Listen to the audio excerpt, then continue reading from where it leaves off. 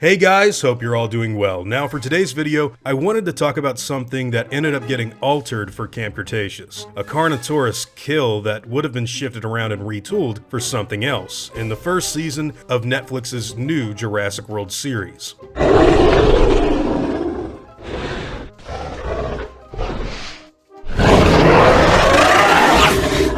So what we're going to be going over today is really cool and comes directly from someone who worked on Camp Cretaceous. All of this information comes directly from Zaesung Kang over at Instagram under the account Art of Zaesung, which I'll provide a link to down in the description below. So what you're looking at now is an early storyboard animatic for Camp Cretaceous, and as you can see, it's got something very different that wasn't in the final product. No, instead of the Indominus Rex attacking the van and killing Eddie, it was originally supposed to be Toro, the Carnotaurus. And the actual play out of events is quite different here as well. You see the Carno forces his head inside, Eddie runs out the back, but instead of getting killed there, he actually starts to crawl underneath the van and get away before he's yanked by the foot and ripped out by the Carno.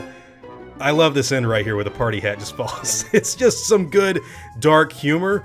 And in my opinion, it makes for a scene that, personally, I think would have been even better in the final product. I don't know what it is, but I guess just seeing someone yanked out from under a car and picked up by a dinosaur gives me very Michael Crichton vibes from The Lost World, where Lewis Dodson obviously died. But yeah, this was something that was originally supposed to be in the show, but got altered early on, I guess because they wanted to use more Indominus, which, by the way, wouldn't have been the only scene to do this. You see, early on, there was actually other scenes planned where Toro was going to be stalking the kids around these shipping containers instead of what they went with later on with the I-Rex. Now, I actually know a few Jurassic World fans that were questioning why the Indominus Rex would, I don't know, get fooled so easily by a rock getting thrown during this whole scene. And as you can see here, that's mainly because it wasn't supposed to be the I-Rex at all. It was originally envisioned for the Carno, which is significantly less intelligent than the Indominus was in Jurassic World. Now, there weren't really that many other changes made to this specific scene, other than the Carnotaurus obviously being the one that pursues them. In fact, the only major difference I can really see is that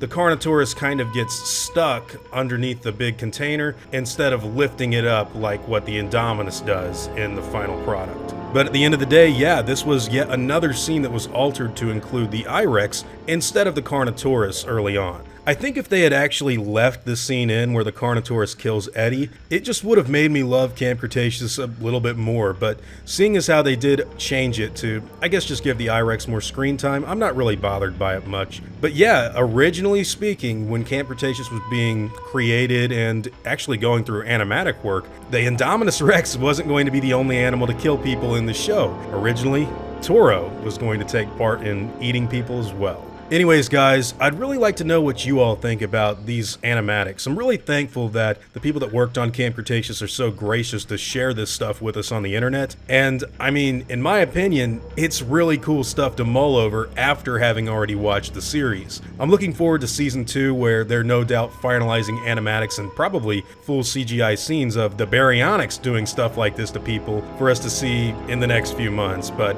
either way, I'm just very happy to see stuff like this right now. Now, whatever your own thoughts and opinions happen to be on this and other scenes in Camp Cretaceous, I'd love to hear them in the comments down below. Now, before I go, I'd like to thank all of my game wardens, as well as all of my InGen executives. I'd also like to thank all of my park workers and InGen hunters as well. Guys, it seriously means the world to me that you all continue to support what I do, and I never want you to ever forget that. Now, I'd like to thank all of you for watching today's video, and hope that you all enjoyed the content. If you feel like I deserve it, I'd appreciate the like, and hope that you'll consider subscribing if you're interested in hearing from me again. I'll see you all in the next video, guys, and as always, take it easy.